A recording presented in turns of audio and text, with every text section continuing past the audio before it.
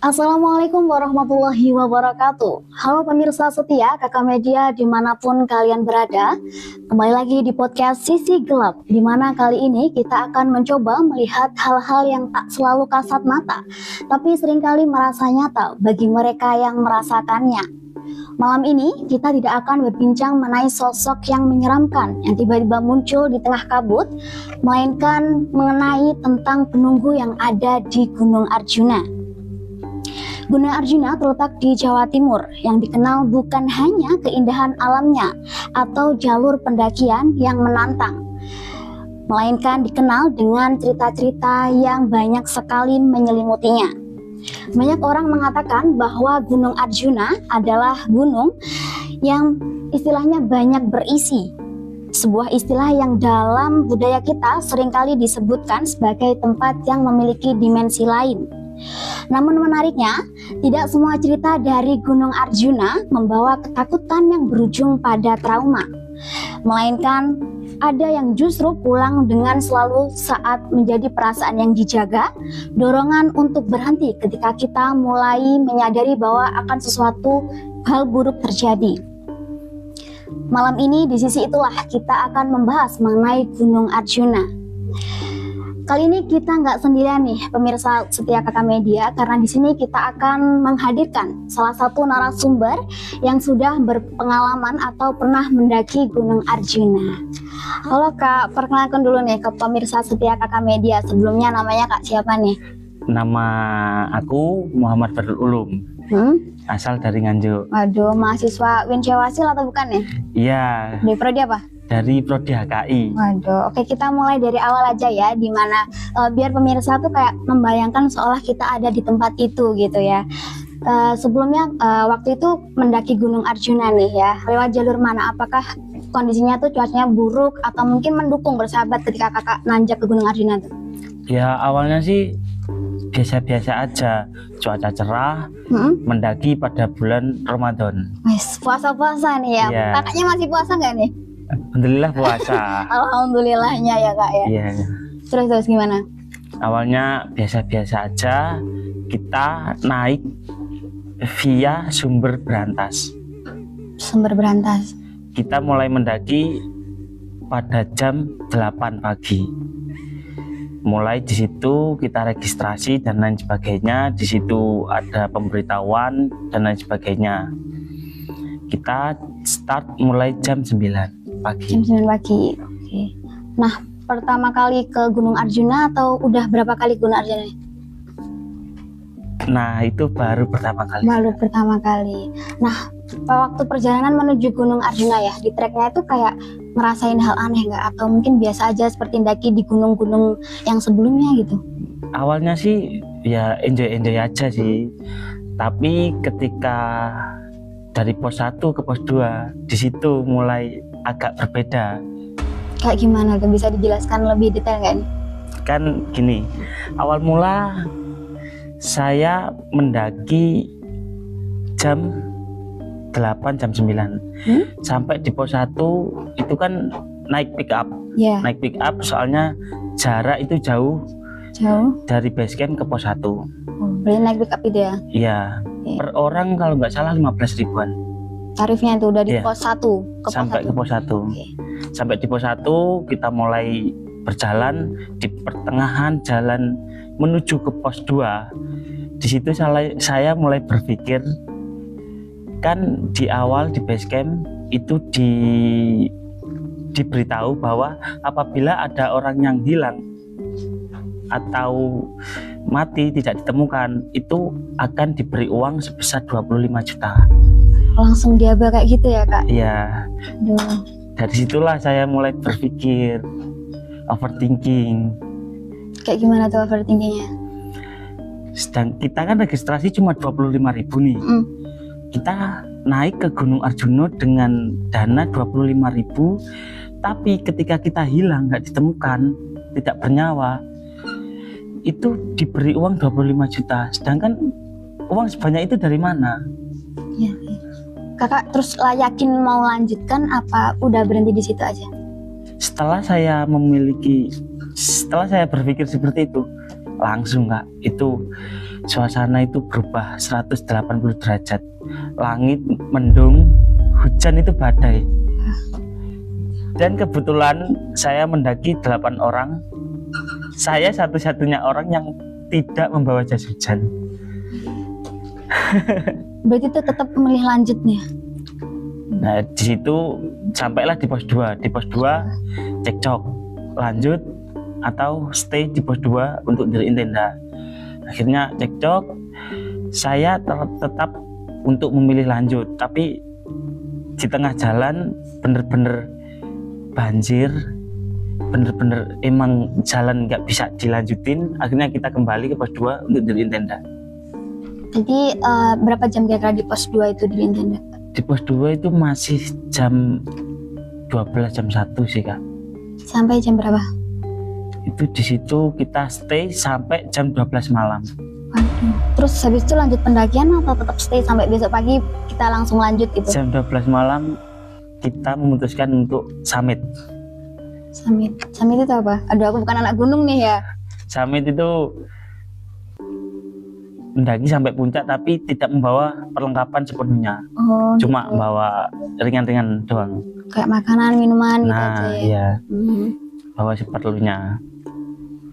Terus di tengah-tengah perjalanan itu tadi ada yang janggal lagi nggak? Atau udah sampai di pos 1 itu aja? Iya, dikit sih Kak, ada dikit Pernah kejadian janggal. ketemu kayak mungkin ditemui sosok-sosok yang mungkin sebelumnya di gunung sebelumnya itu nggak pernah ditemuin di Gunung Arjuna atau gimana? Ada sih Kak, pernah aku ditemuin sama 2 sosok itu pas tepatnya di Alas Lalijiwo kalau nggak salah. Itu tetap di Gunung Arjuna atau Iya, tetap di Gunung di Arjuna. Arjuna? Boleh dijelasin nggak sosoknya kayak gimana? Deskripsiinnya masih hafal nggak? Kalau deskripsi sih orangnya ya kayak manusia biasa tapi orang zaman dulu. Orang-orang Jawa zaman dulu. Nggak pakai kaos, cuma pakai jarik buat celana sama pakai belangkon. Udah sih. Pernah ngerasa takut nggak kalau kok bukan orang sini gitu? Ya enggak sih. Soalnya ya kita kan memiliki Tuhan. Iya. Pernah muncul perasaan seperti sedang diarahkan untuk tidak melanjutkan ke perjalanan nggak setelah ditemui sosok yang kayak tadi? Enggak sih. Tapi kita lebih diarahkan pada waktu itu ya Kak ya. Aku diberitahu bahwa ada salah satu temanku itu yang nggak bisa jalan. Bener-bener nggak bisa jalan Kak. Dikasih tahu sama penduduk yang tadi? Iya, sama 2 sosok tadi. Bener-bener nggak bisa jalan. Akhirnya disitulah setelah saya ditemui 2 sosok itu, saya memutuskan untuk lari ke atas sekencang-kencangnya. Nyusul teman-teman? Iya, nyusul 1 orang yang nggak bisa jalan tadi. Dan benar Kak, dia cuma sendiri di tengah-tengah Alas Lalijiwo, nggak bisa jalan sama sekali. Oh, kalau kamu nggak ngikutin perkataan itu mungkin kamu nggak bakal ketemu temanmu? Atau pernah merasa overthinking nggak? Ini benar nggak temanku ada yang ketinggalan atau? Iya, nggak tahu sih Kak. Intinya kalau itu emang buat bertanda baik untuk aku ya aku terima. Kalau dia bohong ya udah. Berarti kamu yakin aja gitu ya? Yakin Dia aja. kayak oh berarti temanku ada yang ketinggalan 1 gitu. Iya.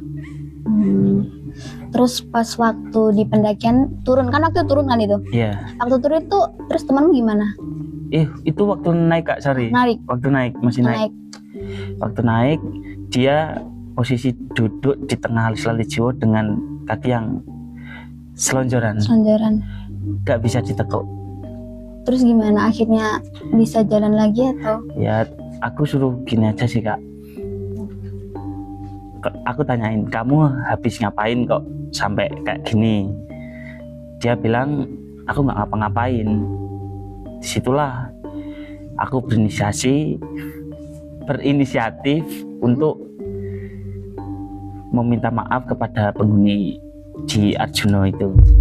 Dan dia pun juga ikut meminta maaf dengan ucapan yang sangat lembut. Akhirnya setelah setengah jam mungkin itu baru bisa jalan. Setengah jam. Baru bisa jalan. Setengah jam. Oke, itu ya saya pemirsa Kakak Media, kalau kita lagi di alam jangan sampai ngelakuin hal-hal yang mungkin bisa membuat kita bahaya ya Kak ya. Iya Kak. Jadi kayak harus saling menghormati sesama penduduk alam meskipun kita beda alam gitu ya, harus saling menghormati dan jangan melakukan kayak perkataan kotor atau apapun kita ketika mungkin lagi naik gunung atau mungkin berada di alam yang terbuka gitu ya. Iya, tapi sorry Kak ya, dia itu tidak melakukan hal yang melarang, hal yang dilarang ya, tapi dia itu memiliki sifat egois. Dari awal sampai pulang dia tujuannya cuma satu, puncak. Dia dapat sunrise, dia dapat lautan awan, dia dapat segalanya. Dia bahkan kok bisa dia di atas sendiri sedangkan meninggalkan teman-temannya di alas Lalijiwo ya, karena dia duluan. Dia duluan, disitulah dia kena instan karma mungkin. Berarti teman-teman belum sampai puncak, dia udah sampai puncak nih? Belum. Jadi alas Lalijiwo, puncak bayangan, nah itu kan turun nggak? Ya turun. Naik lagi baru puncak sejati. Oh, banyak juga ya treknya ya Arjuna ya? Ya lumayan sih. Terus habis itu ada kejadian apa lagi nggak? Maksudnya yang janggal lagi gitu? Nah, habis itu kan, habis dari puncak kita foto-foto, kita makan roti dan makan perlengkapan yang ada, snack-snack ringan, kita turun di alas Lalijiwo lagi. Itu ada kejadian bener-bener kabut tembok, jarak pandang 5 meter itu udah nggak kelihatan, bener-bener kabut semua. kabut. Dan orang 8 ketika di alas Lalijiwo itu mencar semua, kayak nggak tahu mana yang teman mana enggak, itu udah mentingin diri sendiri. Intinya aku sampai bawah, soalnya di alas Lalijiwo itu semua pohon sama, jadi kayak nggak tahu yang ilusi mana yang benar mana gitu ya. Iya, emang benar-benar Lalijiwo seperti namanya. Sampai di situ kita turun, akhirnya kita memutuskan untuk membagi dua kelompok. Saya dan 2 teman saya ke bawah duluan untuk menyiapkan makanan yang 5 orang tadi. Nah, kita turun ke bawah. Di bawah alas Lalijiwo itu ada lembah Kidang. Di lembah Kidang ada sedikit bisa dikatakan gangguan sih, atau mungkin kita disuruh pulang untuk secepat-cepatnya, mungkin seperti itu. Berupa apa tuh gangguannya? Kan di lembah Kidang itu kiri kanan itu jurang Kak. Kiri kanan itu jurang, di bawah jurang itu terdengar suara gamelan. Wah, nggak merinding sebadan-badan itu kamu? Tapi 2 temen aku itu katanya nggak ngedenger. Kamu aja? Iya.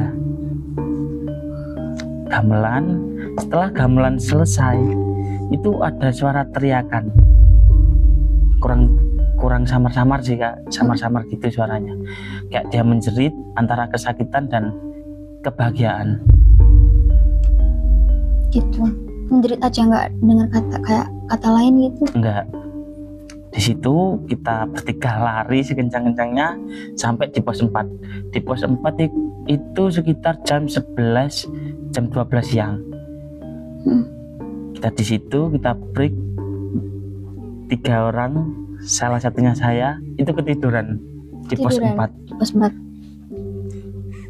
Dan ketika saya tidur, saya mimpi bahwa saya disuruh pulang.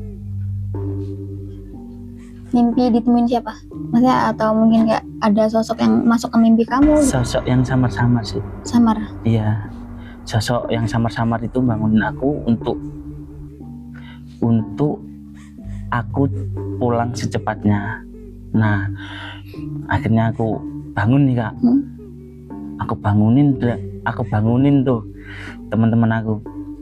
Aku bangunin itu posisi di pos 4 jam 5:30. Soalnya itu HP bener-bener lowbat. Bener nggak ada sinyal juga? Bener-bener nggak ada sinyal. Disitulah remang-remang maghrib. Aku bangunin semuanya, aku lari. Maghrib jam maghrib. Bangun tidur, lari. Wah. Terus? Berlapan Dan di situ mecah lagi jadi 2 kelompok. Yang 3 duluan, soalnya kan yang 5 ada salah satu yang sakit. Dia nggak bisa jalan cepat. Akhirnya kita bertiga lari. Di tengah jalan kita hampir, kan di pos 4 ada 2 jalur yang menghubungkan dari Sumber Berantas dan jalur via mana lupa saya. Nah di situ akhirnya untung ada burung warna hitam itu menunjukkan jalan. Mas diberi petunjuk lewat burung gitu. Mungkin gitu sih Kak. Dan kamu percaya mungkin kalau akan ngikutin burung ini sampai bawah ke rumah atau sampai di pos 2? Di pos 2 kembali ke tempat bener-bener awal sampai tadi. di pos 2. Jadi burung itu ketika aku berhenti, burung juga berhenti. Burung itu berhenti. Bener-bener nungguin gitu ya. Bener-bener nungguin. Emang di gunung ada apa nggak tahu sih Kak. Jadi banyak banget ya pas waktu jalur pendakian di Gunung Arjuna tuh. Selain itu tadi mungkin ada lagi nggak atau udah itu aja? Ya di Alas Lali Jiwo waktu ditemuin 2 sosok tadi, aku melihat kan Alas Lali Jiwo itu semua pohon jati, full pohon jati. Tapi ada yang membuat pemandanganku ini tertarik pada satu objek, yaitu ada 2 pohon ringin yang ditali sama kain kafan. Waduh, merinding juga nih. Nah, yang aku lewatlah di tengah-tengah pohon tersebut dan melihat 2 sosok tadi. Dan sampai bawah aku tanyain, nggak ada yang lihat. Kamu aja berarti? Iya. Bahkan aku turun dari puncak kan lewat Alas Lali Jiwo lagi. Itu nggak ada pohon ringin. Bener-bener gak ada sama sekali? Bener-bener nggak ada. Berarti itu cuma kamu aja yang lihat? Nggak tahu sih Kak. Kayaknya iya. Jadi pas naik ada, pas turun nggak ada. Serem juga ya. Itu pertama kali daki gunung atau udah beberapa kali pernah daki gunung? Itu kedua kali. Kedua kali. Gunung kedua. Menurut Kak Ulum nih, apakah pengalaman itu terasa seperti interaksi dengan entitas kayak penjaganya atau bisa jadi bentuk kepekaan batin terhadap kita dengan alam? Kalau itu sih semua tergantung niatnya sih Kak. Kalau niatnya emang kita cuma have fun, menikmati ciptaan Tuhan, itu semua akan terjadi normal saja. Nggak ada apapun dengan niat baik dan doa sebelum berangkat.